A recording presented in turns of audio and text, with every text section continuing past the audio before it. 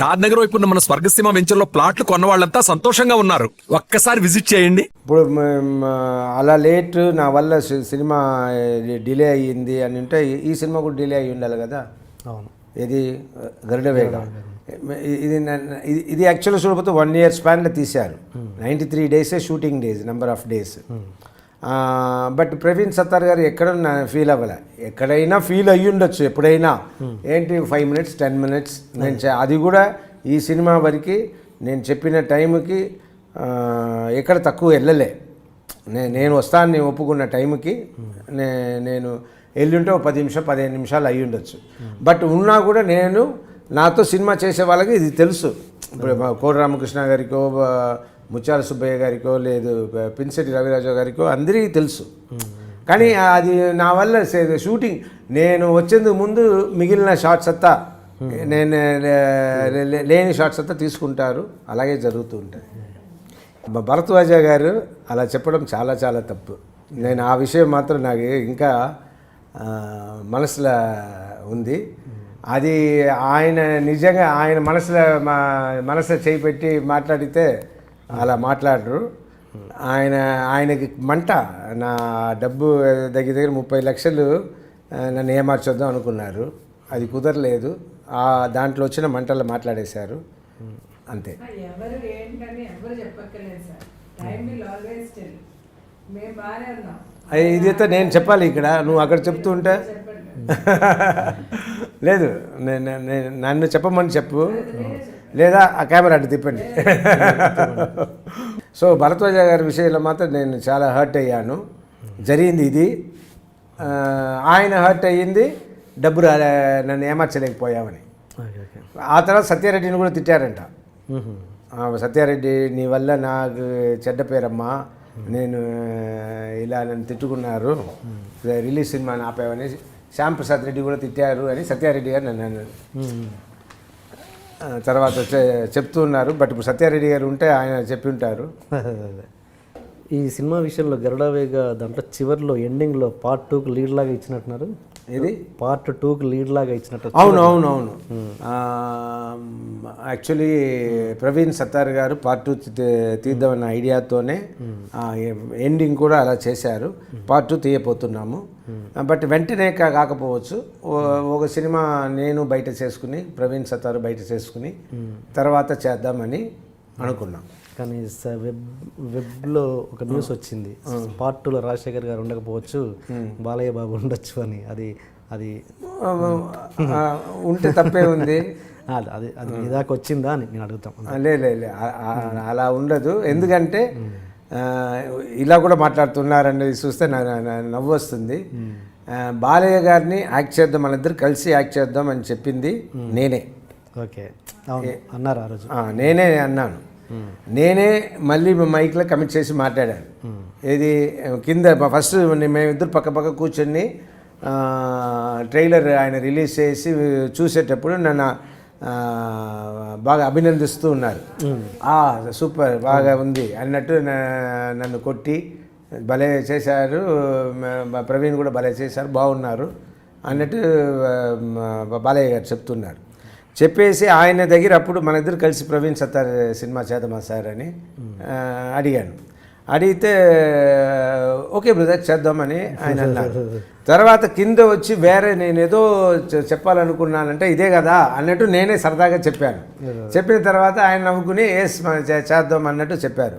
ఇప్పుడు ఈయనంటే గరుడవేగ Part 2 నేను ఉండనంట, బాలయ్య మాత్రం ఉంటారు. సరే పర్వాలేదు.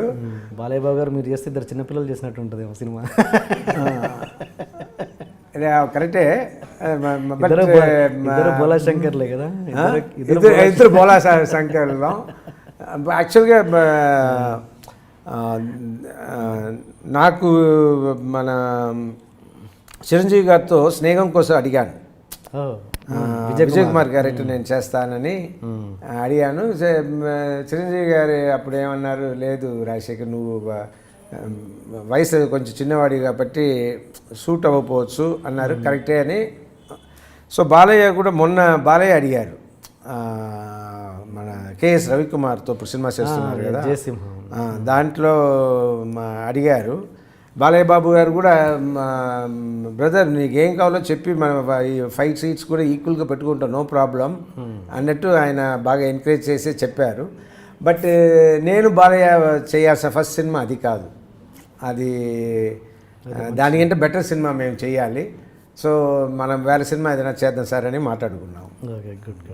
ఈ టాపిక్ మీ దగ్గర ఇప్పుడు తీసుకురావచ్చో లేదో, రాజశేఖర్గా అప్పుడు వచ్చిన ఇష్యూ, తారా చౌదరితో వచ్చిన ఇష్యూ ఏంటి అసలు? దాని నుంచి మీరు ఎక్కడ ఎక్స్ప్లెనేషన్ ఇవ్వలేదు. అక్కడ ఏం వచ్చింది ఇష్యూ? అక్కడ ఆమె లీక్ చేసిన పేర్లు మీది అన్నట్టుగా ఇండైరెక్ట్గా. లేదు, వాళ్ళ ఇంట్లో నా ఫోటో పెట్టుకుందంట అమ్మాయి, నాతో తీసిన ఫోటో వాళ్ళ ఇంట్లో పెట్టుకుంది. దాని గురించి అడిగినప్పుడు ఎస్ నా రాజశేఖర్ గారు బాగా తెలుసు అని, నన్ను వచ్చి కలిసింది అమ్మాయి ఎన్నోసారి, అంతకుముందు వచ్చి నాతో ఫోటో తీసుకుంది. అలాగే తెలుసు ఆ అమ్మాయి, అంతవరకే నాకు అమ్మాయికి పరిచయం. అండ్ ఇంకొక రోజు ఎలా కలవడానికి కలిసామంటే, ఆవిడ కాపురం ఉన్న చోట్ల రెంటల్కి ఓ చోటు ఉండింది.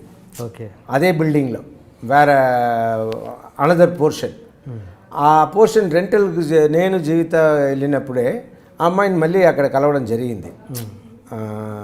అమ్మాయి అదే పక్క పోర్షన్లో అమ్మాయి ఉండింది. సో అలా కలిసి అంతవరకు కలిసినామంతవరకు ఇంకేం లేదు. ఓకే, బట్ దాని ఏదో నాకు తారా చౌదరి ఏదో కనెక్షన్ ఉన్నట్టుగా మాట్లాడారు. అలా సపోజ్ ఉన్నా కూడా నేనే సిగ్గుపడను, ఉంది అని చెప్పేస్తాను. నాకు భయం కూడా లేదు. భయపడాలంటే జీవితానికి భయపడాలి. ఓకే, ఇంకెవరికి భయపడాల్సిన అవసరం లేవు. Okay, okay. సో నాకు దానికి అంతవరకే. ఓకే, తారా చౌదరి నాకు ఏం మాట్లాడారు అప్పుడు? మీ ఫోటోలు ఇంట్లో ఉన్నాయని అమ్మాయికి మీకు రిలేషన్షిప్ ఎవరన్నారు అప్పుడు? మళ్ళీ వాళ్ళే అన్నారు, వాళ్ళే రాసుకున్నారు, వాళ్ళే లేదని వాళ్ళు రాసుకున్నారు, వాళ్ళే మాట్లాడారు. నేనే మాట్లాడు, నాకు లేదు అంటే నేను రాముడు కాదు. అదే అర్థమైంది. తారా చౌదరి విషయంలో కాదు, నేను రాముణ్ణి కాదు. తారా చౌదరికి నాకు ఏం సంబంధం లేదు. రాముణ్ణి అందులో నేను తారా చౌదరి విషయంలో నేను రాముణ్ణి. ఓకే, కానీ నేను నిజంగా రాముణ్ణి కాదు. రాముణ్ణి కాదంటే ఎలా అంటే నాకు జీవితాతో మాత్రమే నాకు కొన్ని వేరే లవ్వులు ఉండింది. అలా అంటే బిఫోర్ ఓకే, తర్వాత నేను అది తర్వాత కొన్ని యాక్సిడెంట్స్ జరిగి ఉండొచ్చు. మీ ఇండస్ట్రీలో ఒక వర్గం, ఒక రూమర్ అయితే మీ మీద ఎప్పుడూ ఉంటుంది, రాజశేఖర్ పెద్ద శృంగార పురుషుడు అని. చిచ్చి అలా ఎప్పుడు ఉండదు. నేను రాముణ్ణి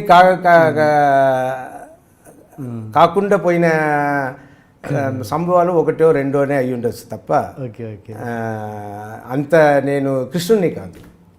అదే మళ్ళీ కృష్ణునిగా, కృష్ణుడు అంటే మల్టిపుల్ అలా కాదు. Okay, okay. జీవిత గారు ఒక మా ఇంటర్వ్యూలో ఎప్పుడో చెప్పారు కదా, తను తప్పేం కాదన్నట్టుగా చెప్పారు ఒకసారి, స్వప్న ఇంటర్వ్యూ అనుకుంటా, ఐ థింక్. నువ్వు చెప్పారు నాకు.